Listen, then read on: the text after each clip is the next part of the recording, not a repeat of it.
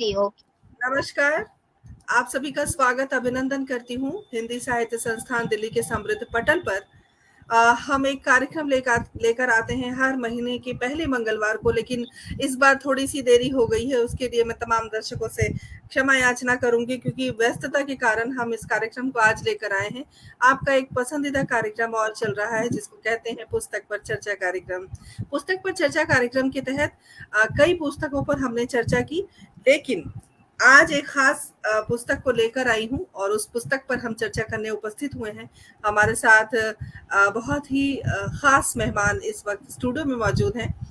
उनके बारे में भी मैं बताऊंगी। और सबसे पहले तो मैं आप लोगों को बताना चाहती हूँ, तमाम दर्शकों को, कि एक पुस्तक आई है। इसी पुस्तक पर हम चर्चा कर रहे हैं। हालांकि ये लैपटॉप से मैं जुड़ी हूँ तो शायद उल्टा दिख रहा होगा। आंख का पानी, ये पुस्तक है कानपुर की सुप्रसिद्ध कवित्री दीपांजलि दुबे, दीप जी की। और ये गजल संग्रह है। तो सबसे पहले तो इस गजल संग्रह के लिए उन्हें बधाई देते हैं, शुभकामनाएं देते हैं। और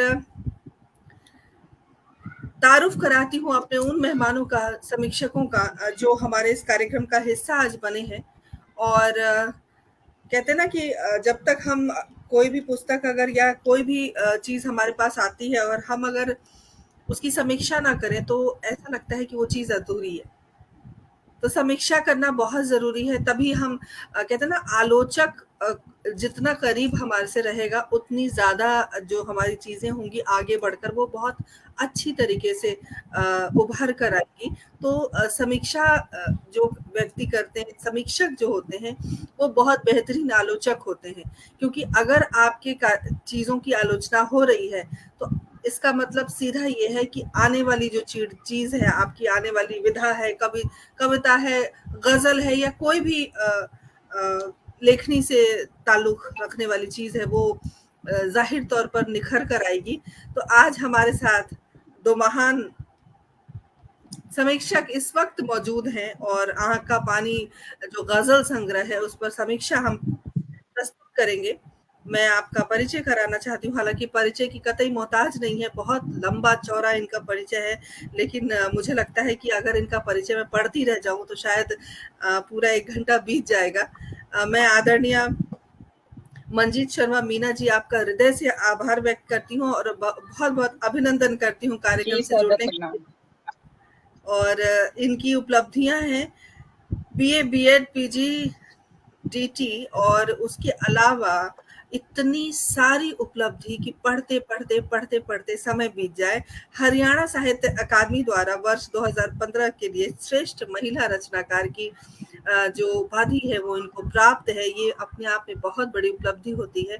और जब इस तरह का कोई व्यक्तित्व किसी पुस्तक की समीक्षा के लिए आता है, तो आप समझिए कि उस पुस्तक को वरदान प्राप्त होने वाला है। तो बहुत बहुत अभिनंदन, स्वागत करती हूँ। कुछ जी, और जो थोड़ा और हम बताना चाहते हैं अपने दर्शकों को आपके बारे में। प्रतिष्ठित पत्रिका कथा बिंब द्वारा आयोजित कमलेश्वर स्मृति कथा प्रतियोगिता 2009 में श्रेष्ठ कहानी का पुरस्कार आपको प्राप्त है। मधुरिमा दैनिक भास्कर द्वारा वर्ष 2010 में सर्वश्रेष्ठ कहानी का पुरस्कार प्राप्त है।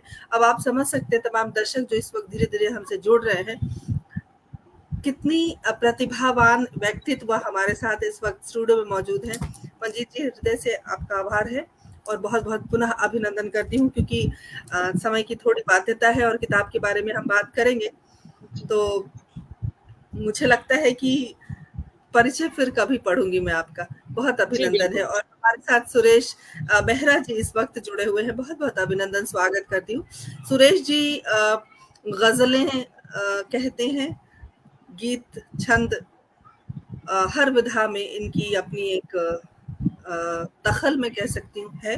तो बहुत बहुत अभिनंदन है, स्वागत है आपका। और इस एक बेहतरीन पुस्तक आई है, उस पुस्तक पर हम चर्चा के लिए मौजूद हैं। और तमाम श्रोता दर्शकों से अपील है, गुजारिश है कि आप सब जुड़े रहिए, बने रहिए और कार्यक्रम को शेयर कीजिए। सबसे पहले मैं मंजीत जी, चूंकि एक परिचय और बनता है, वो परिचय बहुत जरूरी है, क्योंकि जो ये पुस्तक है, ये देखिए, किसी खास विधा में अगर फ्री वर्स की कविताएं होती हैं, उसमें आप अपने मन की कोई भी भाव आसानी से लिखते हैं। और वो भी एक आनंद का पल होता है। मैं ये नहीं कहती कि फ्री वर्स विधा नहीं है, लेकिन जब हम गजल, दोहा, कता ये सब जब हम लिखते या कहने की कोशिश करते हैं, तो वो एक मीटर में लिखना होता है, एक उसका एक व्याकरण है, और उसमें जब कोई चीज आती है किसी विधा में, खासकर गजल या दोहे की अगर हम बात करें,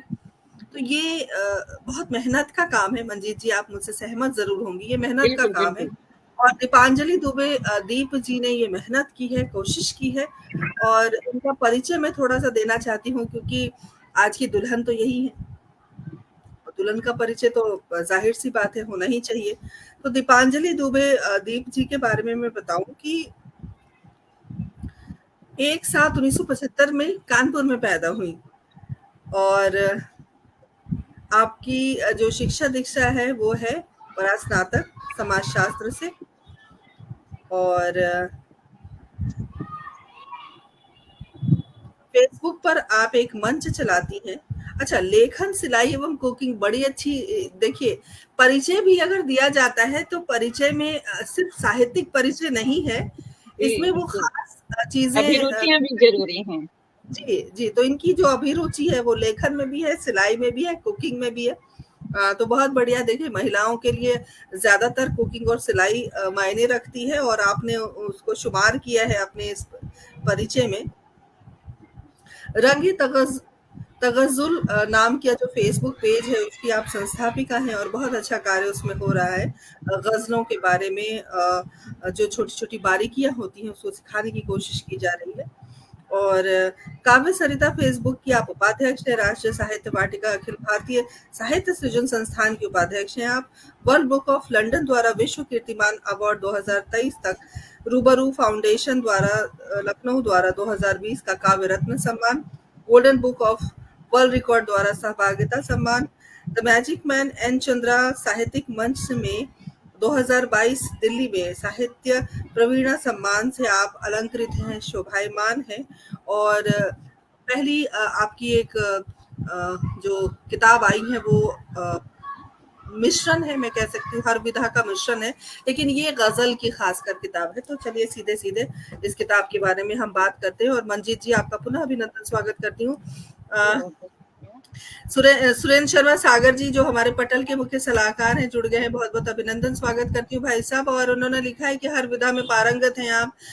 ये बहुत अच्छी बात है, इस तरह के जो संदेश प्राप्त होते हैं तो ऊर्जा बनी रहती है।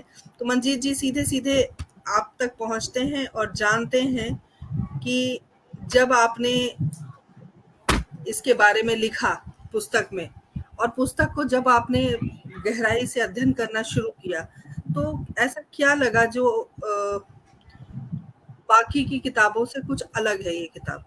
जी, ऐसी क्या खास बात थी? बहुत बहुत अभिनंदन है आपका। जी, मैं मंच को सादर प्रणाम करती हूँ। बेब जी आपको प्रणाम करती हूँ, और सुरेश मेहरा साहब हैं, उनको प्रणाम करती हूँ। दीपांजलि जी हैं हमारे बीच, जिनकी किताब की आज चर्चा होने जा रही है। तो सबसे पहले तो मैं सुश्री दीपांजलि दुबे दीप, तखल्लुस का दीप, और उनके गजल संग्रह आंख का पानी पर ढेरों मुबारकबाद उन्हें देती हूँ। उन्होंने न केवल कविताएं लिखी, मुक्तक भी लिखे, छंद लिखे, और ये सब लिखकर उन्होंने अपनी पहचान बनाई है, बल्कि इनके अलावा गजल की दुनिया में भी अपनी खूबसूरत गजलों के जरिए शम्मे गजल को रोशन किया है। और उसी रोशनी की शम्मा के तले हम आज ये खूबसूरत सी महफिल सजाए बैठे हैं, जिसे कि हमारे दर्शकगण, हमारे श्रोतागण आज देख रहे हैं। तो मेरा मानना है कि हर इंसान के अंदर एक कवि होता है, एक लेखक होता है, एक कहानीकार, नाटककार, हर रूप होता है इंसान के अंदर। गीतकार भी छुपा होता है। जरूरत क्या है उसे तलाशने की, तलाश कर उसे तराशने की, और उसके बाद उसको जो उसके मन के जो तहखाने हैं उसमें से उसे बाहर निकाल कर महफिल में लाने की, सबके सामने उसको पेश करने की। और इसके लिए क्या है, बहुत जरूरी है कि हम अपने आप से गुफ्तगू करते रहें। उसके साथ जो हमारे मन के अंदर एक कवि छुपा बैठा है, उसके साथ हमारी एक म्यूचुअल अंडरस्टैंडिंग हो, उसके साथ हमारी बॉन्डिंग हो, उसके साथ छुपे हुए साहित्यकार के साथ हम आपसी मशवरा कर सकें, और दीपांजलि दुबे साहिबा ने ये हिम्मत कर दिखाई है, और इसी का परिणाम है कि इतना खूबसूरत गजल संग्रह आज प्रकाशित हुआ है। अपने अंदर छुपे हुए उस कलाकार को, उस गजलकार को उन्होंने बाहर निकाला है, तो इसके लिए मैं इनको बहुत बहुत शुभकामनाएं देती हूँ, बधाई देती हूँ।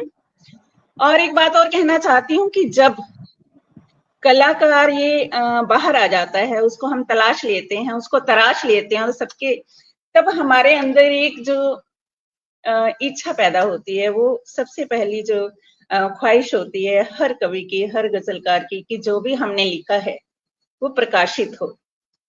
उन सब गीतों, कविताओं, कहानियों या गजलों को एक माला में पिरोने का जब भी हमें समय मिले तो उसको एक प्रकाशन का रूप दिया जा सके, ताकि जब हम उस किताब को पाठकों के सामने रखें या हम खुद भी उसको पढ़ें तो हमें ये मालूम हो कि हमारी साहित्य की यात्रा कैसी रही है। तो मेरे पास जब दीपांजलि जी की किताब आई तो सबसे पहले तो मैं यही कहूंगी कि उसका जो कवर पृष्ठ है, बेहद खूबसूरत कवर पृष्ठ है, और जो उसका उन्वान है इनकी किताब का, आंख का पानी, बेहद खूबसूरत। अब कह सकते हैं कि आंख का पानी जो है, इसके बहुत सारे अर्थ निकलते हैं। कि हम कह सकते हैं कि आंख का पानी यानी कि आंखों में शर्म होना, लिहाज होना, मोहब्बत होना, जज्बात होना, एहसासात होना, दर्द होना, अपना या पराया किसी का भी। क्योंकि आंखों में पानी तभी आता है या तो हम स्वयं दुखी हों या किसी दूसरे के दुख को देखकर हम दुखी हों। तो जिस गजल संग्रह का शीर्षक ही, उन्वान ही इतना खूबसूरत हो, इतना दर्द से भीगा हुआ हो, तो उसकी गजलें आप सोच सकते हैं कि कितने एहसासात को वो समेटे हुए होंगी। तो मुझे मालूम है कि दीपांजलि जी मुक्त छंद में भी उन्होंने लिखा है, कविताएं भी लिखी हैं, मुक्तक मैंने उनके काफी पढ़े हैं, शायद उन्होंने हाइकू भी लिखे हैं, कुंडलियां भी लिखी हैं, काफी कुछ लिखा है। तो उन्होंने जो इसके बारे में लिखा है, अपनी आंख के पानी के बारे में, आंखों के आंसुओं को बहाकर गजल कहो, आंखों के आंसुओं को बहाकर गजल कहो, दिल में छुपे जो राज बताकर गजल कहो। तो ये उनकी गजल का जो मिसरा है बेहद खूबसूरत है, तो मैं बहुत बधाई देती हूँ। और उनकी जो गजलें हैं उनमें बहुत सारे रंग उन्होंने भरे हैं, एक रंग नहीं है, बहुत सारे रंग हैं। उन्होंने सियासत पर लिखा है, बेटियों पर लिखा है, बेवफाई पर लिखा है, वतन पर लिखा है, मौसम पर लिखा है, कई सारे रंग उन्होंने भरे हैं, और धीरे धीरे हम इनका जिक्र करेंगे। जी बिल्कुल, ये एक खास बात है कि ये हर विषय को इन्होंने उठाने की कोशिश की और हर विषय पर कुछ ना कुछ कहने की कोशिश की है। बिल्कुल बिल्कुल जी। तो मैं चाहती हूँ कि दीपांजलि जी अपनी कोई गजल किताब में से पढ़कर हम सबकी नजर करें। वो जरूर पढ़ेंगी, उन तक हम पहुंचेंगे, लेकिन आप समीक्षा करें, अगर और कुछ ऐड आप करना चाहती हैं उन तक हम बात पहुंचेंगे। बिल्कुल बिल्कुल, मैं यही कहना चाहूंगी, और कि कवि हो या लेखक हो या कोई कहानीकार, कोई भी जो साहित्यकार है वो साहित्य संबंधी दो यात्राएं करता है। पहली यात्रा भीतर से बाहर की यात्रा होती है, यानी जो भाव, जो एहसास उसके अपने हैं उन्हें कागज पर उकेरना, और दूसरी बाहर से अपने खास दोस्तों के साथ या इस समाज में व्याप्त जो भी विषमताएं हैं, दर्द हैं, कष्ट हैं, सुख हैं, दुख हैं, उन्हें महसूस करना और अपने लेखन में ढालना। इसीलिए कहा जाता है कि साहित्य समाज का दर्पण होता है। यदि आप भीतर से बाहर की यात्रा करते हैं तो वह यात्रा ऐसी हो कि पाठक यह महसूस करे कि अरे ये तो मेरे ही मन की बात की है, मेरे ही एहसास हैं, मेरे ही जज्बात हैं। और जो बाहर से भीतर की यात्रा करे तो पाठक को ये लगना चाहिए, ये महसूस होना चाहिए कि जो लेखक है वो दुनिया के दुख दर्द से, समसामयिक जो हालात हैं, जो परिस्थितियां हैं, उनसे भी वाकिफ होता है, हो रहा है कि इस समाज में क्या चल रहा है, क्या घट रहा है, उसे मालूम है कि संसार में इस समय क्या परिस्थितियां चल रही हैं। तो ये उसकी जो है बाहर से भीतर की यात्रा होती है। इस शेर में दीपांजलि जी का एक शेर है, उन्होंने इसी यात्रा को बड़ी शिद्दत से उकेरा है कि बंटवारा जब हुआ था मेरे हिंद देश का, सब गीत गा रहे थे यहाँ इनकलाब के। अब यदि इस शेर को आप देखिए तो आपके सामने एक पूरा दृश्य आ जाएगा कि क्या हालात हुए होंगे, जो पब्लिक है, जो जनमानस है, उसने क्या क्या महसूस किया होगा। और जो हमारी भीतर से बाहर की यात्रा है उसके बारे में वो कहती हैं कि पुराने गम को भुलाओ, बहुत उदास है दिल। पुराने गम को भुलाओ, बहुत उदास है दिल, चमन में फूल खिलाओ, बहुत उदास है दिल। बहुत बहुत ही खूबसूरत उन्होंने लिखा है। और यदि मैं कहूँ कि उन्होंने बेटियों पर भी बहुत खूबसूरत लिखा है। बेटियों पर, घिस गए जूते हैं उसके पाँव में छाले पड़े, घिस गए जूते हैं उसके पाँव में छाले पड़े, बेटियां एक बाप की जब से सयानी हो गई। घिस गए जूते हैं उसके पाँव में छाले पड़े, बेटियां एक बाप की जब से सयानी हो गई। और एक और शेर में वो कहती हैं, बैठ डोली में ससुराल आई मगर, मायका फिर भी अब तक बसा रह गया। बिल्कुल सही उन्होंने चित्रण किया है कि खुद भी वो बेटी हैं तो वो महसूस कर सकती हैं कि जब भी किसी की लड़की की शादी होती है, बेशक वो ससुराल में आ जाती है, लेकिन जो उसके भाई बहन है, माँ बाप है, जो पिछले परिवार है पीछे, वो कभी मन से नहीं निकलता। तो इसका चित्रण बहुत खूबसूरत है कि बैठ डोली मैं ससुराल आई मगर, मायका फिर भी अब तक बसा रह गया। और बेवफाई के ऊपर क्या कहती हैं, उस बेवफा ने छीनी हर एक खुशी हमारी, उस बेवफा ने छीनी हर एक खुशी हमारी, जाने कहाँ गुम हुई ये जिंदगी हमारी, जाने कहाँ गुम हुई ये जिंदगी हमारी। और मैंने कुछ और भी उनके शेर यहाँ लिखे थे। हाँ, वतन पर उन्होंने बहुत खूबसूरत शेर लिखा है, हमारे नाम का ये कर्ज हम उतार चले, हमारे नाम का ये कर्ज हम उतार चले, वतन पे आंच ना आए कि जान निसार चले, वतन पे आंच ना आए कि जान निसार चले। और मौसम से भी उन्हें प्रकृति से बहुत प्यार है। मौसम के बारे में उनके क्या ख्यालात हैं, वो कहती हैं कि गुलशन में गुल खिले तो, हालांकि इस शेर में थोड़ी सी शिकायत है, गुलशन में गुल खिले तो महकता था कुल चमन, गुलशन में गुल खिले तो महकता था कुल चमन, अब बात वो नहीं है गुलों के निखार में। बहुत खूबसूरत, बहुत सुंदर। मंजीत जी, सबसे बड़ी बात ये होती है, जहां तक मेरी आवाज पहुंच रही है आप तक? हाँ हाँ, बिल्कुल पहुंच रही है जी। सबसे बड़ी बात ये होती है कि यदि आप समीक्षा करने बैठे हैं तो आप उन पहलुओं पर भी गौर करें जी, जहां पर आपको ऐतराज है, जहां पर आपको लगता है कि यहाँ कमियां हैं और इस कमियों को दूर किया जा सकता है। बिल्कुल बिल्कुल। तो समीक्षा बिल्कुल पारदर्शी होनी चाहिए, समीक्षा ऐसी होनी चाहिए, आप सिर्फ अच्छा ना बोलें, आप उन पहलुओं पर भी गौर फरमाएं ताकि आगे चल के जो दीपांजलि जी की दूसरी संग्रह या कुछ और आएंगी चीजें तो वो खुलकर और अभी तक जो मैंने उनकी किताब में पढ़ा है, सभी मुझे अभी सकारात्मक पहलू ही नजर आ रहे हैं। हालांकि गजलकारा ने खुद ही इसमें जो उन्होंने महसूस किया है कि समाज में क्या चल रहा है, वो चाहती हैं कि खिले हुए फूल देखना, लेकिन उनको वो खुशबू महसूस नहीं हो रही है। तो इस शेर में मैं उनकी गलती नहीं निकाल सकती हूँ। समाज का जो माहौल है उसके ऊपर उन्होंने अपने विचार दिए हैं। पटल के उस पार कुछ और महानुभाव हमसे जुड़े हैं, जरा हम देखें कि कौन कौन आया है आपको सुनने के लिए। हमारे साथ पटल की संयोजिका सुरेंद्र शर्मा सागर जी जुड़ गई हैं, बहुत बहुत अभिनंदन, स्वागत है। हमारे साथ पंकज कुमार खरे जी जुड़ गए हैं, बहुत बहुत अभिनंदन, स्वागत है। डॉक्टर रूपन श्रीवास्तव हमारे साथ जुड़ी हुई हैं, बहुत बहुत स्वागत अभिनंदन है। बहुत सारे लोग हमसे रूबरू हैं इस वक्त और समीक्षा जरूर उन्हें पसंद आएगी। और इस पुस्तक के बारे में अगर अमेज़न पे अवेलेबल है पुस्तक दीपांजलि जी? बिल्कुल है विभा जी, अमेज़न पर भी है और मुझसे भी ले सकता है कोई भी अगर लेना चाहे तो। मेरे पास भी है पुस्तक। जी जी, अगर अपना वो एड्रेस भेजेंगे तो मैं दे सकती हूँ। एक छोटा सा इंफॉर्मेशन शेयर करना था मुझे कि अमेज़न पे उपलब्ध है, अगर आप चाहें तो आप ले सकते हैं। और हमारे साथ सुरेश जी जुड़े हुए हैं। मंजीत जी, आप अपने पिटारे में थोड़ा और कुछ रखिए अभी। और मंजीत जी हमारे अभी मैं चाहूंगी कि सुरेश मेहरा जी कुछ कहें। सुरेश मेहरा जी को हम सीधे आमंत्रित करते हैं और हम चाहते हैं कि वे भी अपना पक्ष रखें। बहुत बहुत अभिनंदन, स्वागत है आपका।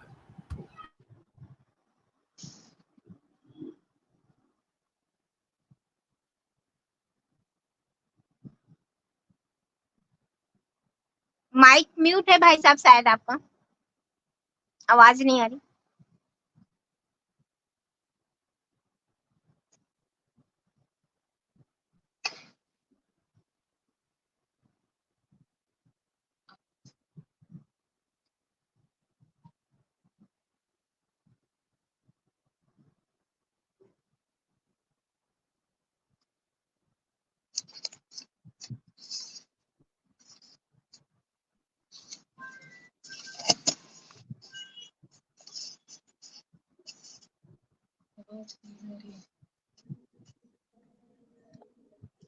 आवाज नहीं आ रही आप है। सभी को अब आ रही है आवाज? हाँ हाँ, हाँ, आ रही। आप सभी को सादर प्रणाम आदरणीय दीदी। जी जी। सबसे पहले मैं बधाई देना चाहता हूँ ये हिंदी साहित्य संस्थान दिल्ली वालों को। इन्होंने इतना सुंदर कार्यक्रम शुरू किया।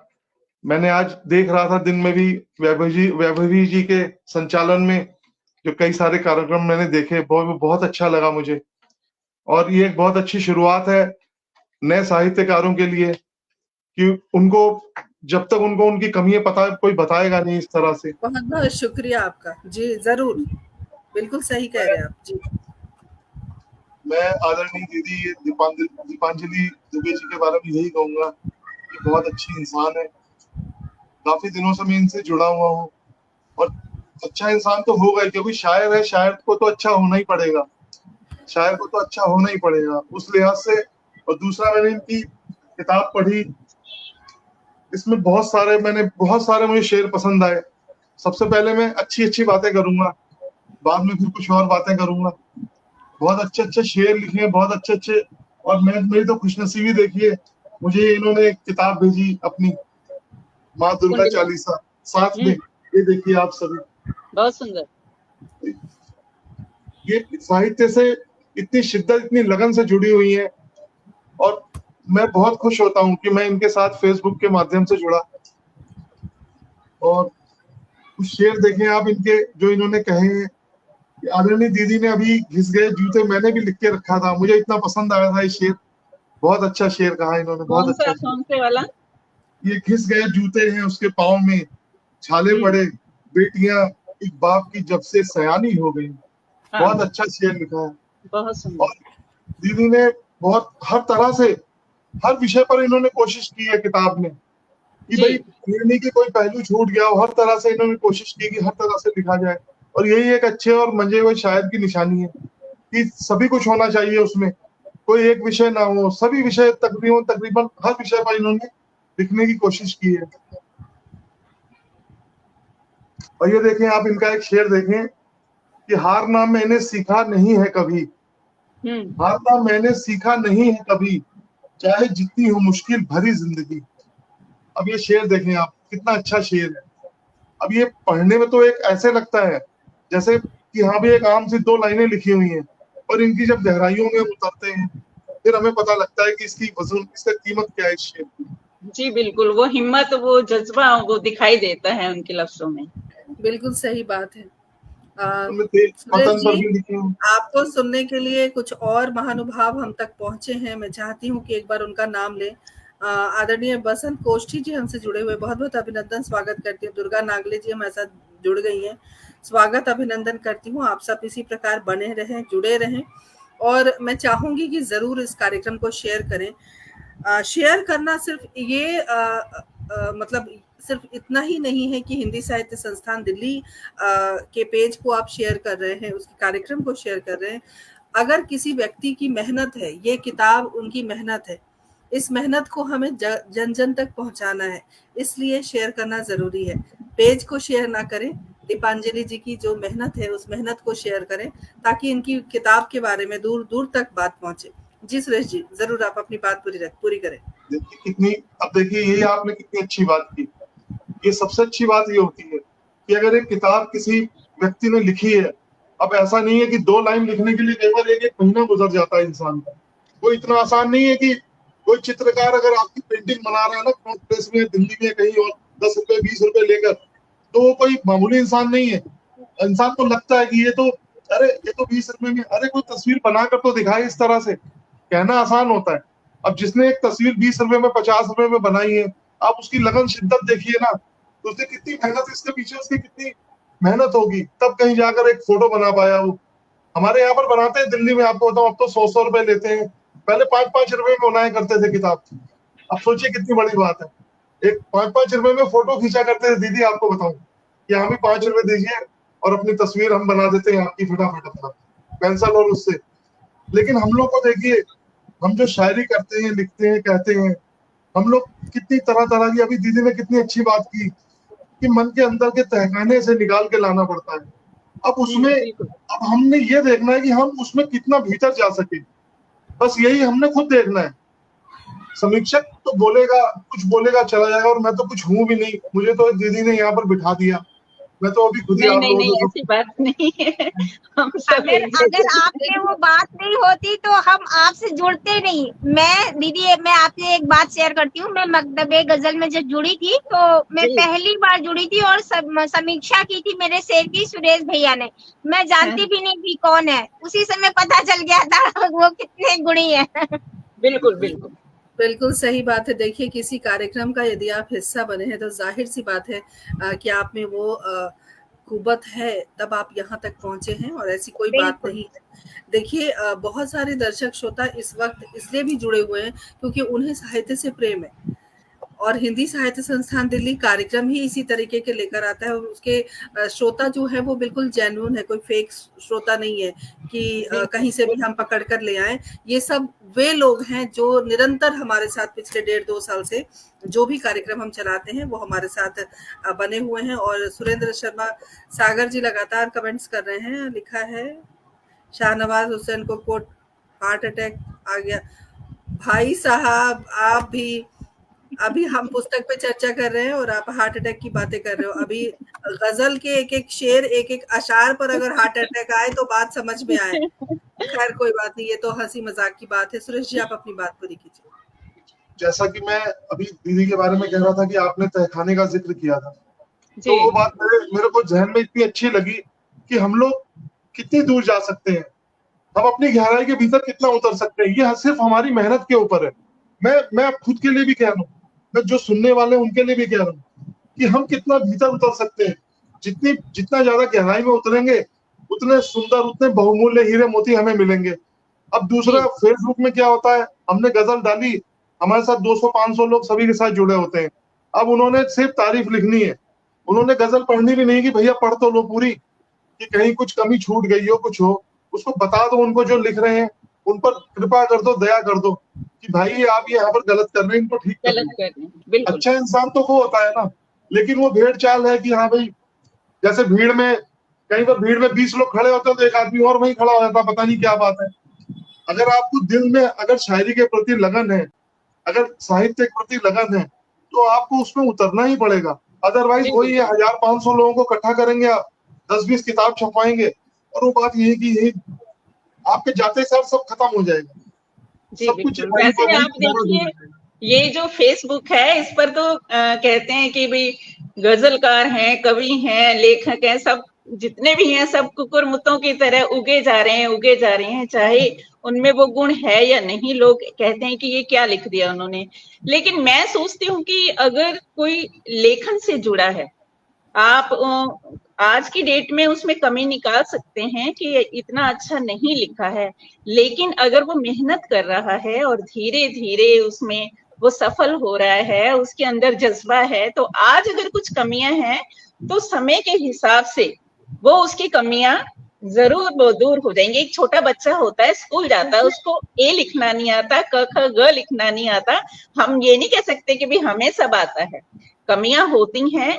एक मैं सोचती हूँ कि एक बहुत बढ़िया जो जिसका नाम है शायर का, उसकी शायरी में भी मैंने कमियां देखी हैं, क्योंकि जब हम पढ़ते हैं तो तब हमें पता लगता है कि पहले तो मुझे भी मालूम नहीं था, मैं भी अनाड़ी थी, मुझे भी नहीं मालूम था कि काफिया क्या होता है, रदीफ होता है, मात्रा कलन क्या होता है, और गजल लिखी जाती है या कही जाती है, इन सबका भेद मुझे भी नहीं मालूम था। लेकिन मैंने भी कोशिश करी, वो हिम्मत दिखाई। गूगल पर मैंने बहुत सारे आर्टिकल पढ़े।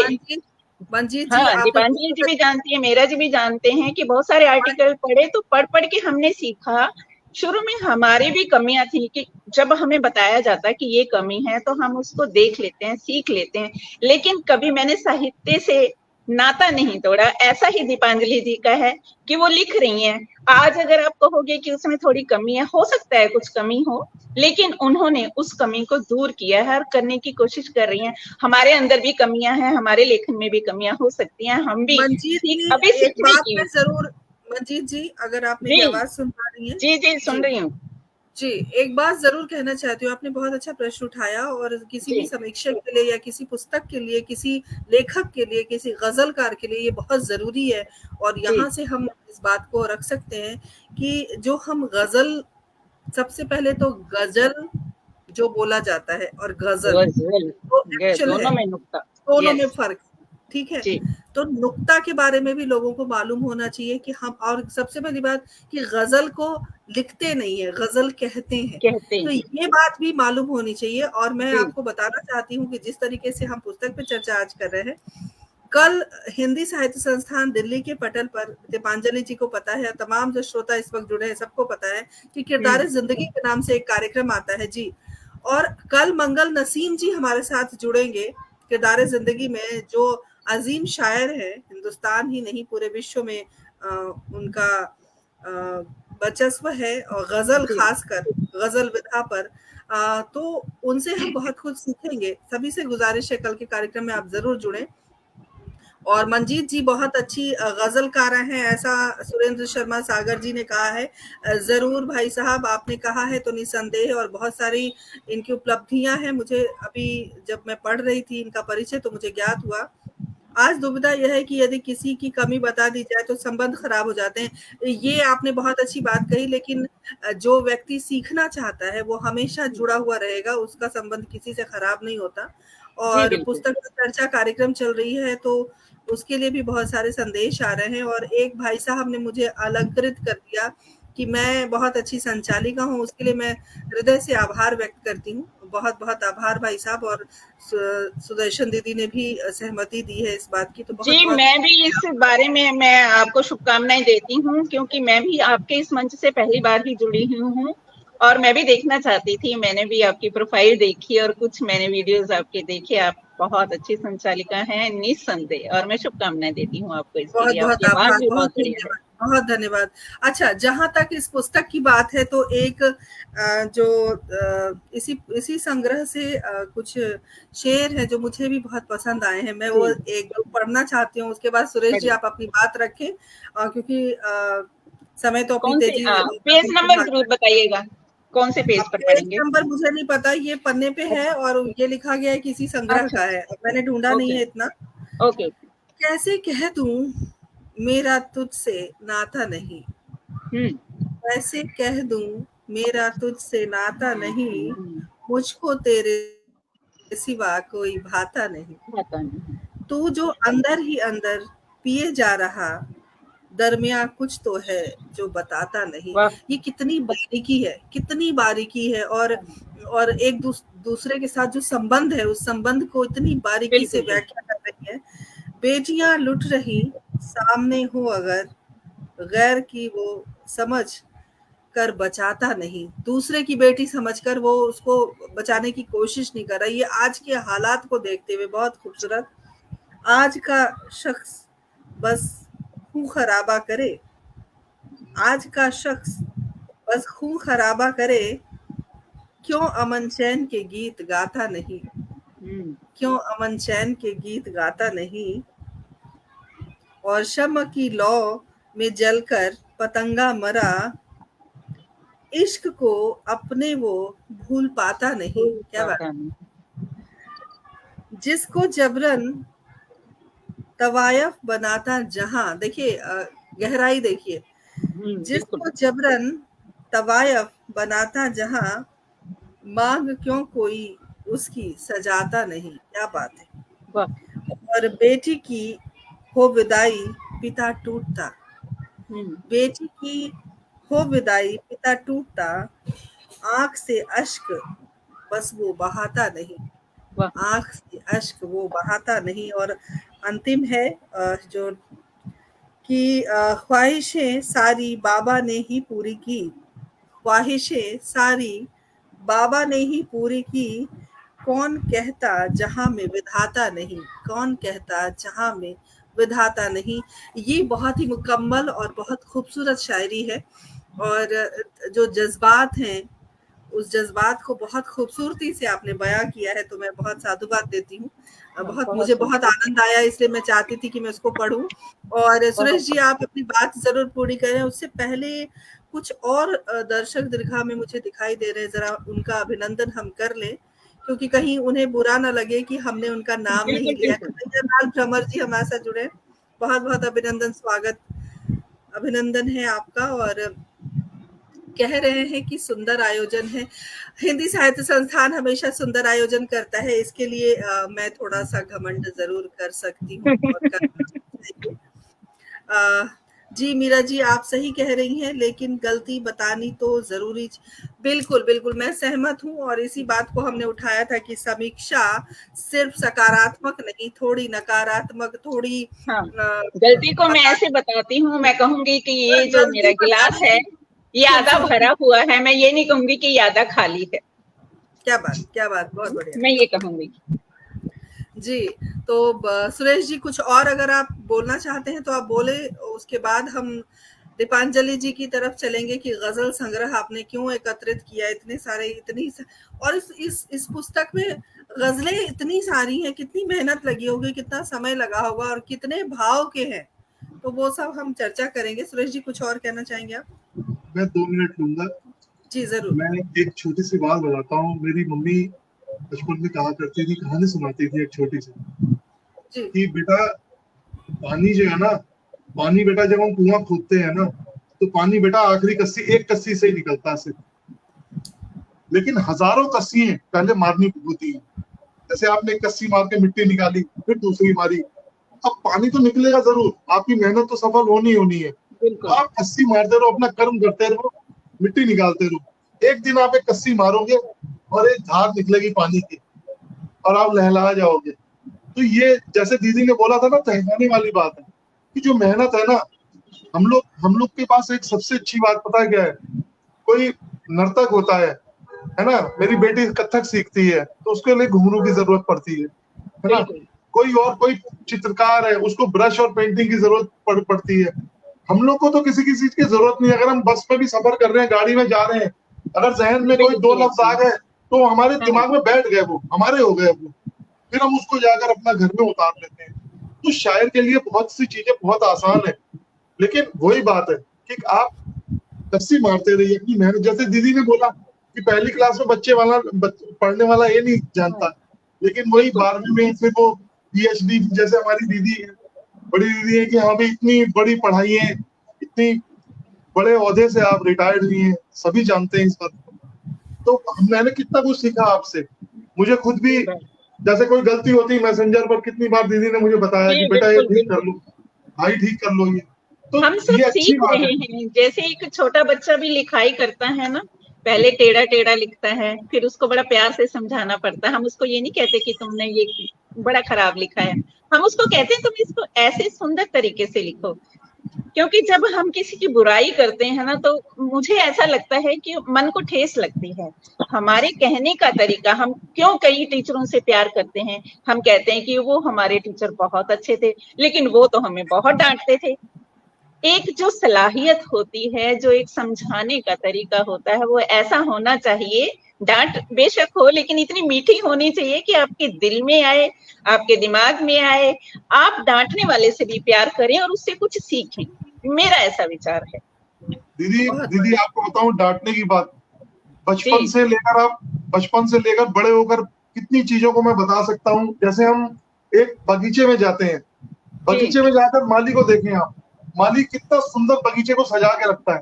अब ऐसा नहीं रोज सुबह पौधे में पानी भी डालता है, लेकिन उसने कैंची भी रखी हुई हाथ में। कैंची भी तो होती है ना, कि अगर वो कैंची नहीं होगी, अगर कैंची नहीं होगी तो कैंची भी संवारने के लिए ही होती है कि जो खरपतवार है उसको हम काट के अलग कर सकें, और ताकि अच्छे सुंदर फूल हैं जो गजल रूपी, यहाँ तो मैं यही कहूंगी कि जो गजल रूपी फूल हैं वो खिल सके। जी बिल्कुल सही कहा आपने। जी मैं एक बात कह रहा हूँ, मैं दीदी को बहुत बहुत बधाई देना चाहता हूँ। मैंने बहुत सारे शेर लिखे थे, मुझे पता समय नहीं है, मैं बहुत दिल से बधाई दे रहा हूँ। नहीं भैया प्लीज आप बोलिए, मैंने तो बुक लिखी है, मैं आपको सुनना चाहती हूँ। मैं तो वैसे भी चाहती हूँ कि कोई मेरी, आपको पता है ना, मैंने कभी ये चाहा ही नहीं कि कोई मेरी गलतियां न बताए। मैंने हमेशा कोशिश की बेस्ट से बेस्ट लेखन हो, और आप लोग समीक्षक हो, और सुरेंद्र शर्मा सागर सर भी जानते हैं कि मैंने ऐसा लेखन कभी नहीं किया कि जिसमें कोई कहे कि अरे यहाँ पे आपकी कमी है। मैं उसको बार बार कोशिश करती हूँ ये सही हो, बिल्कुल सटीक जाए। फिर भी मैं ये मानती हूँ कि पहला संग्रह है तो गलतियां होंगी, कमियां बताने से ही पता चलेंगी, तभी हम उनको दूर कर पाएंगे। और मैं ये जानती हूँ कि पहला संग्रह तो गलतियां होंगी ही होंगी। आप कहिए, मैं तो बोल लूंगी, पहले आप बताइए। आप इतनी सबसे बढ़िया अच्छी अच्छी बात क्या होनी चाहिए, सबसे पहले आदमी को एक अच्छा इंसान होना चाहिए, वो आप हैं, वो जरूरी है एक बहुत अच्छे शायर के लिए। सबसे क्लैपिंग इस बात की है, क्योंकि मैंने जब भी आपसे बात की है, अभी ये कोई मसला हुआ था, आपको पता 3-4 महीने पहले, मैं जिक्र नहीं करना चाहता, है ना। आप बहुत बड़े दिल की इंसान है, आपको बताऊं, आपका नाम होगा। आपको बताऊं, जिस हिसाब से आप लिख रही है ना, मैंने सब देखा है, पढ़ा है, आपको बताऊं, वो धीरे धीरे हम लोग सभी सीख रहे हैं, है ना। तो बहुत बड़ा नाम होगा। मेरी तो बहुत ज्यादा शुभकामनाएं आपके साथ। और एक बात आपको सुरेश भैया, मंजीत दी, आपको बता दूं कि वैभवी जी से मैं पर्सनली दिल्ली में मिल चुकी हूँ, और पहले मैं भी इस मंच की वो थी। मेरी मम्मी जब खत्म हुई, मतलब मैं पदाधिकारियों में शामिल थी, हम लोगों ने शुरुआत में काफी मेहनत करी, और अभी समय नहीं मिल पा रहा था। वैभवी जी ने कहा दीदी आप समय नहीं दे पा रही, तो फिर और 2 लोगों को इन्होंने जोड़ा। मतलब विभा जी भी बहुत अच्छी इंसान है, मैं इनके हस्बैंड से मिल चुकी, इनके परिवार से मिल चुकी हूँ, और मेरी हमेशा से यही शुभकामनाएं है कि ये पटल, मतलब मेरा ही पटल है, दिन दूना रात चौगनी तरक्की करे, और वैसे भी इनमें इतनी प्रतिभा है कि ये तो बहुत ऊपर जाएंगी ही जाएंगी। मेरी हमेशा से शुभकामनाएं। बहुत बहुत शुक्रिया सुरेश जी, और बहुत बहुत शुक्रिया आपका दीपांजलि जी, आपने इतनी सुंदर शुभकामनाएं दी। और देखिए, हम एक मानव हैं, और हम चाहते हैं कि हम, सतीश भैया हमारे साथ जुड़ गए, सतीश कुमार दीक्षित जी, बहुत बहुत अभिनंदन, स्वागत। और सुरेंद्र भाई साहब ने कहा है कि 92 गजलें हैं इसमें, बिल्कुल सही कहा है आपने। और सीखना बहुत जरूरी है, क्योंकि सीखने की कोई उम्र नहीं होती, और हम ताउम्र सीखते रहते हैं, और सीखना भी चाहिए। और देखिए, जिंदगी में एक जिंदगी मिली है, उसको भी अगर हम अच्छे से ना जी पाए, और जिंदगी में कुछ कर ना पाए, किसी को अगर खुशी ना दे पाए, तो मुझे लगता है जीना व्यर्थ है। एक इनकी जो गजल है, जरा कुछ उसके शेर देखते हैं, उसके बाद दीपांजलि दुबे जी के पास चलते हैं। मुझे होश अपनाना अपनी खबर है, मुझे होश अपनाना अपनी खबर है, मोहब्बत का मुझ पर हुआ यह असर है। इस उम्र में भी इनको बहुत मोहब्बतें हो रही हैं, पता नहीं कहाँ कहाँ से। खैर, अमीरी गरीबी, रोकना चाहूंगी, शायद भी कोई उम्र नहीं होती है, वो बुढ़ापे तक या मरते दम तक जवानी रहता है। अमीरी गरीबी में क्या फर्क है अब, अमीरी गरीबी में क्या फर्क है अब, परेशान दिखता मुझे हर बशर है, परेशान दिखता मुझे हर बशर है। अच्छा बेबी मैम, मैं एक बात कहना चाहूंगी, सुनिएगा। मेरे मन में आ रही है, और हमेशा ही आती है, कि जब भी कोई शायर कोई गजल कहता है ना, तो उसको पढ़कर ना, पढ़ने वाला यही सोचता है हमेशा कि ये इसकी अपनी आप बीती है। ऐसा क्यों होता है? नहीं, ये मुझे समझ नहीं आया। ये तो माहौल को हल्का करने की बात थी, ऐसा कुछ नहीं है। नहीं, पर होता भी ऐसा है, होता ज्यादातर लोग यही कहते हैं, हम कुछ भी लिखे हो कहेंगे अरे ये तो इनकी अपनी आप बीती है। बेशक हम किसी और के बारे में सोच कर लिखें, समाज को लेकर या जी जी जी। दरअसल मंजीत जी होता क्या है कि जब हम कलम उठाते हैं ना, तो सबसे पहली जो चीज होती है जब हम लिखने की कोशिश करते हैं, जब हम अगर अपने शुरुआती दौर की तरफ आप देखें तो वो आपके ही ख्याल होते हैं, आप अपने बारे में ही लिखना शुरू करते हैं, बाद में दुनियादारी सारी चीजें आती हैं। सही बात।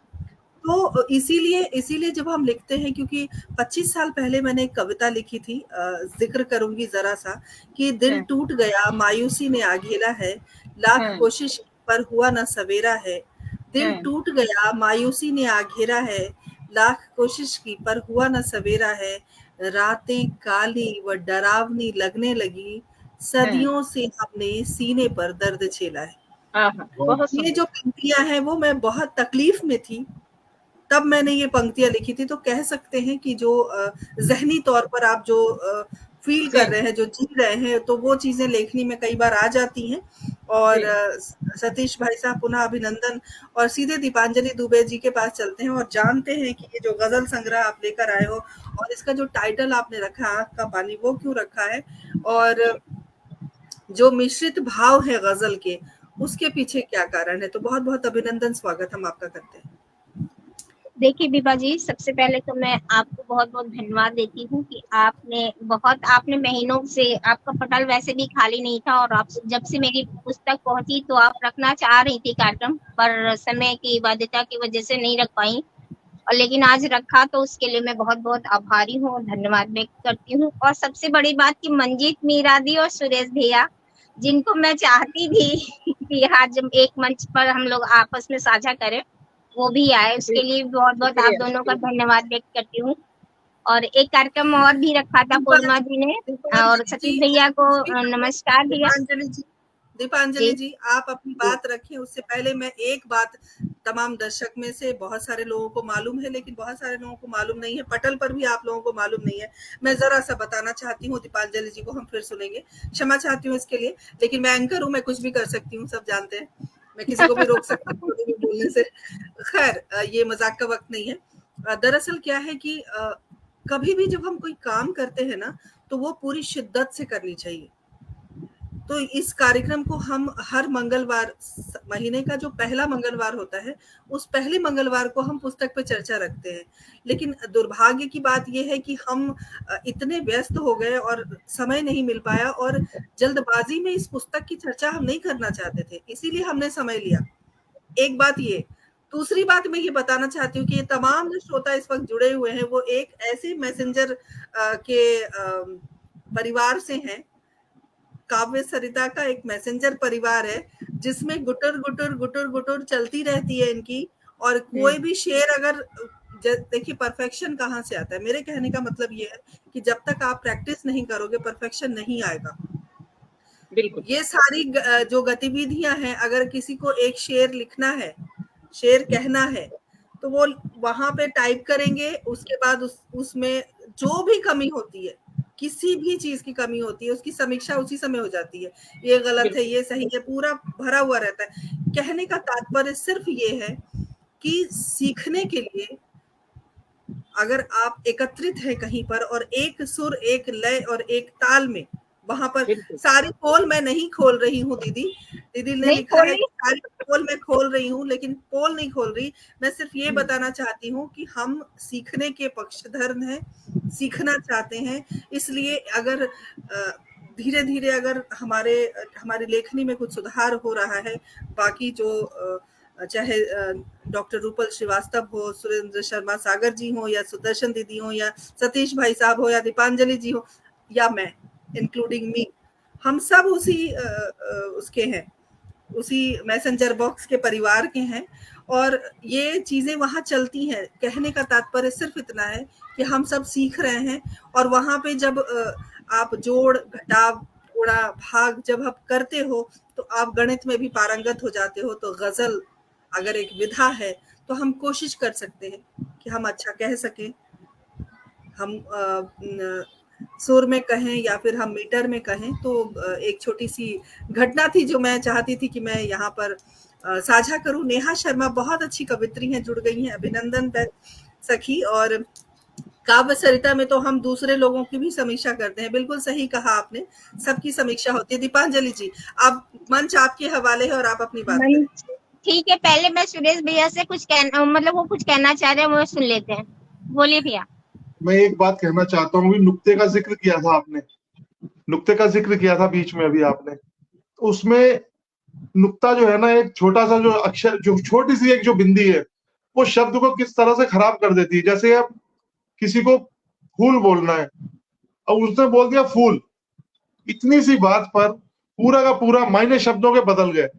अब ये बातें, जैसे आप मैसेंजर कह रहे हैं या हम लोग एक दूसरे जुड़े, जैसे दीदी मुझे कई बार बताती रहती हैं, तो ये सब चीजें एक दूसरे से हम जब जानकारी लेते हैं ना, तब फिर हमारी उसमें जैसे वही बच्चों की तरह है, सुधार आता चला जाता है। बस, और कुछ नहीं कहना चाहता। नुक्ता को लेकर मैंने भी एक शेर लिखा था कि नुक्ता लगा के मैंने उसे कर दिया खुदा, नुक्ता लगा के मैंने उसे कर दिया खुदा, हैरान हूं मैं खुद कि ये मेरे हुनर में है। अरे बहुत शुक्रिया। दीपांजलि जी, आपका भी एक बार की बात है, सुरेश भैया ने एक बार मैंने ऐसे कोई शेर लिखा था। शुरू में ऐसा पढ़ता था, जब मैं शेर लिखती थी तो मैं मात्रा भार गिना करती थी, मतलब फिर काउंटिंग करती थी, घंटों लग जाता था एक शेर में। अब मैं शेर कहती हूँ तो वो परफेक्ट होता है और बिना गिने। तो यही होता है निखार। जब हम शुरुआत में ABCD कहते हैं तो ABCD में हम भूल जाते हैं, नहीं निकाल पाए आपकी शायरी में। नहीं, यही चीज में ना निखार ऐसे आता है। और समीक्षक के साथ ये जो मैंने जितनी भी गजल लिखी है, वो ऐसा नहीं है कि बहुत कुछ में कमियां भले हो गई होंगी, ज्यादातर मैंने मंजीत दी से या किसी और से समीक्षा की हुई गजलें यहाँ पर आई हैं। लेकिन फिर भी मैं ये नहीं कहती हूँ कि मेरी गजलों में कोई कमी नहीं है, हो सकती है, होगी। पढ़ने वाले के अंतरात्मा में भी कुछ से सटीक पहुंच जाते हैं, कुछ लोगों को लगता है नहीं यहाँ पर कमी है। तो ये जहनी तौर पर भी होता है कि किसी चीज को हम उसी चीज को अच्छा कह देते हैं, किसी चीज को हम उसी समय हम खराब कह देते हैं। तो दीपांजलि जी, कई बार क्या होता है कि कमी कोई नहीं होती, बहर भी सही होती है, काफी रदीफ का निर्वाह भी सही होता है, लेकिन वो एक शायर है उसी बात को किसी और तरीके से कहता है, दूसरा शायर किसी और तरीके से, यानी कि भावों का जो आदान प्रदान है, हाँ, किसी का बेटर होता है, थोड़ा किसी का थोड़ा सा कमतर होता है, बस ये फर्क आ जाता है। दीपांजलि जी, अब हम चाहेंगे कि आप अपनी पुस्तक के बारे में कुछ बताएं। हाँ, पुस्तक का तो यूं है विभा जी कि जब मैंने गजल कहना चालू की, आप यकीन नहीं मानेंगी, इस समय मेरे पास 800-900 गजल लिखी होंगी या कही होंगी, हमने मेरे पास रखी हुई है। तो मैंने सोचा इतनी सारी गजल हो चुकी हैं तो अब मैं सबके सामने रखना चाहूंगी, क्योंकि जो मैं कमी या अच्छाई खुद में देख रही हूँ, तो लोग भी तो बताएं कि मुझ में क्या कमी है, क्या अच्छाई है, क्या गलती है। तो मैं मतलब मेरे पास शुरू से ही ये एक मोटिव रहा करता था। मैं बहुत छोटे से लिखती थी और लेखन का मुझे केवल इतना ही शौक था कि मेरा एक अखबार में कोई मेरी रचना छप जाए। बहुत एक बात और हम जानना चाहेंगे दीपांजलि जी, इसमें एक लड़की है बालों से ढकी हुई, तो ये किसकी तस्वीर है? ये एक्चुअली मेरी बहुत पहले छोटे की तस्वीर है, जब मैं ऐसी दिखती थी। तो वही मैंने उसको प्रकाशक को दिखाई थी, तो उन्होंने इस तरह से उसको कंपोज किया कि ना मैं भी लग पाऊं, ना ही मतलब वो कोई ठीक से समझ ना पाए। तो मतलब ये है मेरी ही तस्वीर। हम पहचाना कि हमने बहुत खूबसूरत है, फिर तो मैं इसको 10 दूंगी। तो उन्होंने इस तरह से, क्योंकि पहले बहुत सी दिखा रहे थे, तो उन्होंने मॉडल है कि मॉडल आ जाएगी तो मेरे ऊपर वो केस चल जाएगा, तो फिर अभी जब मैं ही हूँ तो उसमें कोई केस नहीं कर सकता था, तो इस तरह से ये तस्वीर आई। बहुत बढ़िया, बहुत बढ़िया जी, आप अपनी बात रखें। तो ये हुआ कि इसमें सारी गजल थी, ज्यादातर गम से ओतप्रोत थी। तो हम लोगों ने बहुत सोचा इसका क्या टाइटल हो सकता है। तो पहले दीदी ने एक मुझे रंगे तगज्जुल, जो कि मेरा खुद का पटल है, दीदी ने हमको यही बोला था कि हम लोग ये निकालते हैं, ये रख सकते हैं, एक अंदाज़े गजल। 2 टाइटल मुझे मंजीत मीरा दी ने सुझाए थे। तो लेकिन फिर उसमें मैंने बहुत सोचा ये रखते हैं, फिर कई लोगों से और डिस्कशन हुआ उन्होंने कहा कि ये रखना चाहिए, जिसने जो प्रकाशक थे मतलब जिनके माध्यम से मेरी गजल गई थी, राजेंद्र तिवारी जी है, यहाँ के कानपुर के जाने माने शायर हैं।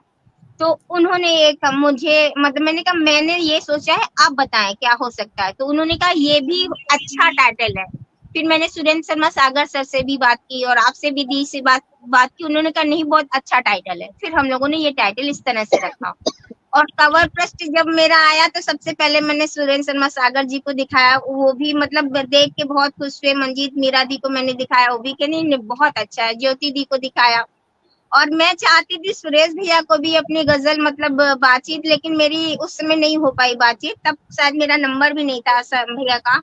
तो मैसेंजर पर उतनी एक्चुअली में होता है ना, एक हिजक होती नहीं बात हो पाती है। लेकिन जब मेरी गजल छपी, गजल संग्रह छपा, उसके बाद से मेरी भैया से काफी बात होने लगी। तो मैं नेक्स्ट संग्रह जब करूंगी तो मैं 10 लोगों को पहले एक बार दिखाऊंगी, उसके बाद ही आएगा। बस ये। और रही बात गजल विभा जी की, मतलब मेरे अंदर शुरू से बचपन से यही एक चाव रहता था, मेरी मतलब एक कोई कृति प्रकाशित हो जाए। जब मैं सोचा करती थी, अब लोग मुझसे कहते हैं आप मुझे दे दीजिए, मैं यहाँ छपवा दूं वहाँ छपवा दूं। एक दौर था मैं उसके पीछे भागती थी, या एक दौर है अब लोग मेरे पीछे भागते हैं। क्या बस बात है, यही क्या फर्क बात है। है। बढ़िया बढ़िया, बहुत। आपके लिए एक प्रश्न आया है कि अगला गजल संग्रह कब आप प्रकाशित करवा रही हैं?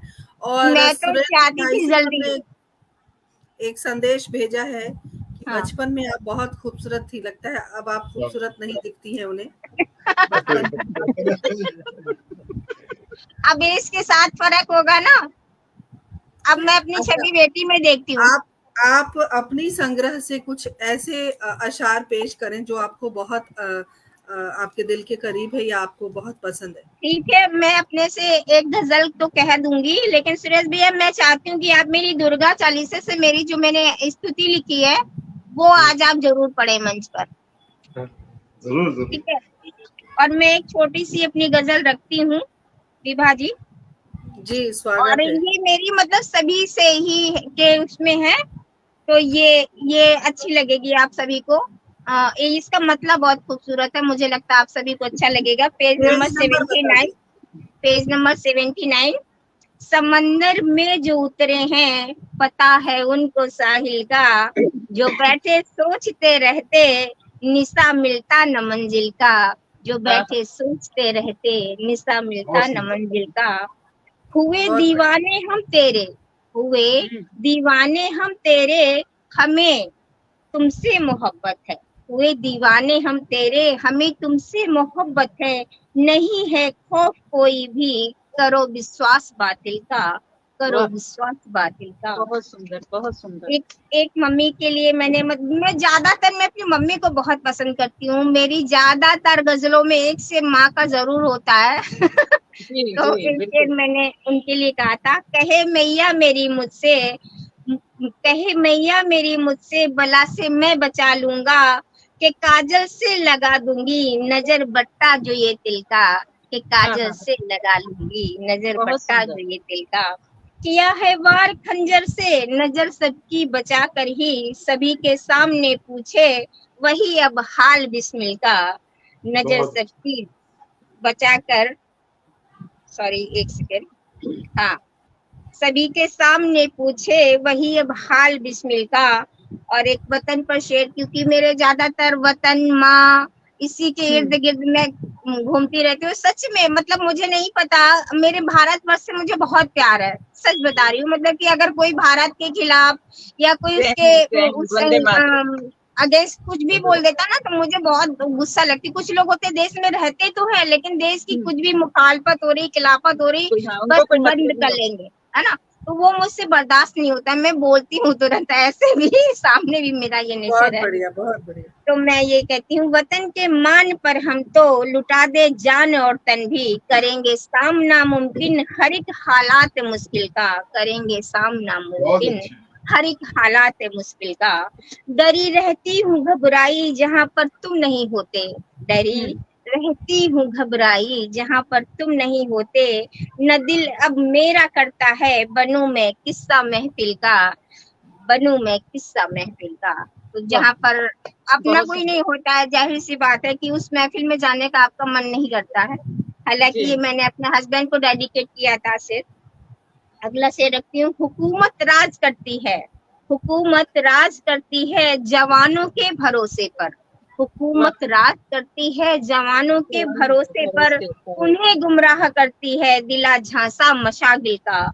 उन्हें गुमराह करती है दिला झांसा मशागिल का। हुई मुद्दत उन्होंने हाल भी पूछा ना इस दिल का। हुई मुद्दत उन्होंने हाल भी पूछा ना इस दिल का। जो कहते थे दीवाना हूँ तुम्हारे गाल के तिल का। जो कहते थे दीवाना हूँ तुम, क्योंकि मेरे गाल पर तिल भी है। मंजीत जी, आपको आपके सवाल का जवाब मिल गया होगा कि लोग मिल गया। मैं यही कहने लगी थी, मैंने बिल्कुल उन्होंने शेर सुनाया था, यही भाव आए मेरे मन में। चलिए अभी अंतिम शेर रखती हूँ। जलाकर दीप बैठी हूँ तुम्हारी राह तकती हूँ। जलाकर दीप बैठी हूँ तुम्हारी राह तकती हूँ। बसे हो आँख में मेरी, बसे हो आँख में मेरी, तुम्ही हिस्सा मेरे दिल का, तुम्ही हिस्सा मेरे। बहुत बढ़िया, बहुत बढ़िया। तो अब मैं सुरेश भैया से चाहूंगी मेरी एक स्तुति तो वो जरूर कहे दुर्गा चालीसा की। विभा जी, आपको मैंने दुर्गा चालीसा इसलिए नहीं भेजी क्योंकि मैं चाहती हूँ जब मैं दोबारा दिल्ली आऊँ तो मैं आपको रूबरू भेंट करूंगी। जरूर जरूर जरूर। देखिए, इसमें लेखनी में ये होता है, जब हम लोग जैसे शायरी को ऐसे ही पढ़ते हैं तो उसका अलग लुत्फ होता है, जब उसको तरन्नुम में पढ़ते हैं तो उसका अलग लुत्फ हो जाता है, उसकी तो मैं चाहती हूँ तरन्नुम में आप स्तुति पढ़े मेरी। अब देखिए, एक शेर आपका पढ़ रहा हूँ। हाँ बिल्कुल। कि जो कठपुतलियों सा नचाता है सबको, यकीनन वो कोई फुसूकार होगा, है ना। अब इस शेर को मैं गा कर देखिए कैसे। जी। जो कठपुतलियों सा नचाता है सबको, जो कठपुतलियों सा नचाता है सबको, यकीनन वो कोई फुसूकार होगा। बहुत बढ़िया। गीत में जब कोई जो गायक आ जाता है बीच में, म्यूजिक आ जाता है, फिर उस चीज की वैल्यू की कीमत कितनी ज्यादा बढ़ जाती है, ये देखिए आप। वही शेर का कितना उठ जाता है उस हिसाब से। एक चौपाई पढ़ता हूँ दीदी की, समय भी मैं देख रहा हूँ हो गया। जी जी। अष्टभुजा अतुलित बलशाली, अष्टभुजा अतुलित बलशाली, महिषासुर वध किया कराली। ये देखिए चौपाई, कितनी सुंदर चौपाई है। और देखिए एक और देखिए कि महाबला चामुंडा माता, महाबला चामुंडा माता, सकल विश्व में तुम प्रख्याता। क्या बात, बहुत खूब, बहुत बहुत बहुत बहुत शुक्रिया ज्ञान प्रकाश। मेरा भी मन है 2-4 शेर मैं इनकी गजल के पढ़ूं, अगर आप मुझे परमिशन दें तो। मंजीत जी, मैं चाहूंगी कि थोड़ा जल्दी पढ़ लें क्योंकि समय की अपनी बात होता है। हाँ, 2 शेर पढ़ती हूँ। जी जी जी। खुशबू का हिसाब होना था, खुशबू का हिसाब होना था, यानी हमको गुलाब होना था। धूल आँखों में झोंकते हैं जो, कुछ तो उनका हिसाब होना था। वाह वाह, बहुत सुंदर इन्होंने लिखा। अभी मेरे पेज खुल गया तो मेरा भी मन किया कि जी बिल्कुल। देखिए, जो गजल के प्रेमी होते हैं उनका हमेशा मन करता है, या साहित्य से जुड़ा व्यक्ति या किसी भी साहित्य के विधा से जुड़ा हुआ व्यक्ति, वो इस जो पल हम जी रहे हैं उस पल को छोड़ना नहीं चाहता, लेकिन समय की अपनी एक बाध्यता होती है, एक सीमा होती है। बहुत बेहतरीन शायरा हैं आप, और जिस तरीके से समीक्षा हुई है, बहुत सारे श्रोता दर्शक हमारे साथ अभी तक बने हुए हैं, जुड़े हुए हैं। सुदर्शन दीदी ने लिखा है कि वाह वाह, बहुत मधुर जो अभी आपने शेर तरन्नुम में पेश किया, उसके लिए तमाम श्रोताओं का हृदय से आभार व्यक्त करती हूँ। और आप सभी से फिर वही गुजारिश है कि कार्यक्रम को आप शेयर करें। एक बेहतरीन पुस्तक को जन जन तक पहुंचाने की जो जिम्मेदारी है, वो पुस्तक पर चर्चा कार्यक्रम हम इसीलिए लेकर आए हैं, पुस्तक के बारे में लोगों तक, और डिजिटल जो ये वर्ल्ड है, जो प्लेटफॉर्म है, दुनिया है, इस दुनिया में सबसे अच्छा साधन है कि आप शेयर करें, और शेयर करते करते सबके घरों में चीजें पहुंच जाती हैं। बुराई को हम बहुत जल्दी शेयर करते हैं, अच्छाई को शेयर कम करते हैं। अगर कोई वीडियो वायरल करते हैं तो कुछ इस तरह की जो चीजें आती हैं तो उसको बहुत जल्दी हम वायरल कर देते हैं। लेकिन हम चाहें कि आप बेशक वायरल ना करें, लेकिन कम से कम पहुंचा जरूर दें हम सबके हाथों तक। हल्का सा बुखार जरूर रखें, वायरल फीवर ना करें आप बेशक। लेकिन तमाम श्रोता श्रोतियों का मैं हृदय से आभार व्यक्त करती हूँ जुड़ने के लिए, बने रहने के लिए, और इसी तरह हमारे कार्यक्रम का हिस्सा रहिए। दीपांजलि जी, आपको बहुत बहुत शुभकामनाएं कि आपने इतनी खूब सुंदर गजल संग्रह आप लेकर आई हैं। आगे भी भविष्य में जो भी आपकी योजनाएं हैं, ईश्वर उसकी पूर्ति करें। और मंजीत शर्मा मीना जी, आपका हृदय से आभार। वरिष्ठ मैं भी मंच का बहुत बहुत शुक्रिया अदा करती हूँ कि इतना सुंदर अवसर दिया है मुझे अपने विचार प्रकट करने के लिए दीपांजलि जी के गजल संग्रह के ऊपर। बहुत सच में। और दीपांजलि की बात मैं ये कहना चाहूंगी कि मतलब एक ही कार्यक्रम नहीं होता, पूरे हफ्ते में लगभग 4-5 प्रोग्राम ये रखती है, और बहुत ही उत्कृष्ट संचालिका है। और सच बता रहे हैं कि मतलब दरअसल दीर्घा में काफी लोग जुड़ते हैं और बहुत तारीफ होती है उनकी। और यही अपने कार्यक्रम के अलावा भी वो ऐसे मतलब रूबरू भी ये जो कार्यक्रम होते हैं उसमें भी मंच संचालन ही करती हैं। दिल्ली में काफी जाती हैं प्रोग्राम में, मैं देखती हूँ कि। हाँ सुरेश भैया बोले। हम भी दुआ करते हैं, शुभकामनाएं देते हैं कि इनका मंच ऐसे ही दिन दुनी रात चौगुनी तरक्की करे। मैं चाहता हूँ कि आदरणीय दीदी जो है ना, मंच पर एक बार लाइव आए, जैसे कल आ रहे हैं ना, अभी तो नसीम साहब आ रहे हैं। हाँ। तो कल आपने बताया आदरणीय मंगल नसीम जी, तो दीदी आप भी आइएगा पेज पर एक बार।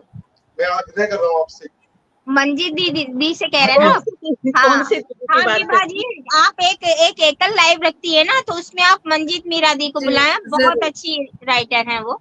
बिल्कुल जरूर। तमाम सुधी श्रोता का हृदय से आभार। और एक पुस्तक पे चर्चा कार्यक्रम हम अगले महीने भी लेकर आएंगे, नई पुस्तक पर, नए लोगों के साथ और नए विचारों के बारे में हम विचार व्यक्त करेंगे। और जो लेखनी है, उस लेखनी को किस प्रकार सुधारा जाए। एक समीक्षक का काम होता है कि वो अच्छे और बुरे हर पहलू पर बात करे। तो आप सब इसी तरह बने रहिए और कल आदरणीय मंगल नसीम जी को जरूर सुने शाम 7 बजे। और आप सभी का पुनः आभार। और दीपांजलि दी, बहुत बहुत आपको शुभकामनाएं। इसी तरह आप लिखते रहिए और अपनी लेखनी को माँ सरस्वती असीम कृपा प्रदान करती रहें। आप सभी का बहुत बहुत आभार हमसे जुड़ने के लिए। नई पुस्तक के साथ शुभ रात्रि, राधे राधे, राधे राधे।